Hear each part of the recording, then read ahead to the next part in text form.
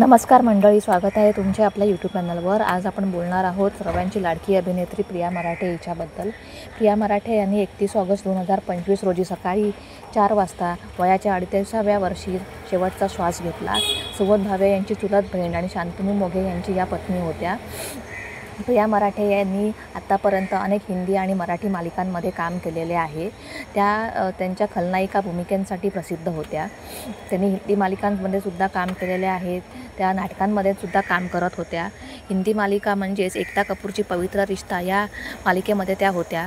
अंकिता लोखंडे म्हणजेच अर्चना यांच्या बहिणीचा रोल त्यांनी केला होता। वर्षा नावाचा हा रोल खूपच प्रसिद्ध झाला होता।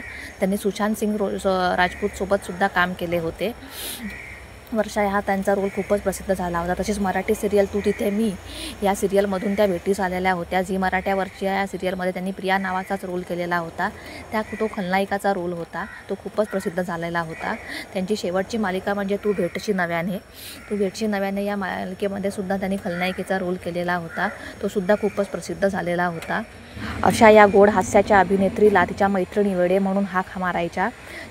त्यांचे सगळे सहकलाकार सोशल मीडियावर व्यक्त होत आहेत, पण चिन्मय मांडलेकर आणि शिवानी सोनार हे अजून व्यक्त झालेले नाही आहेत।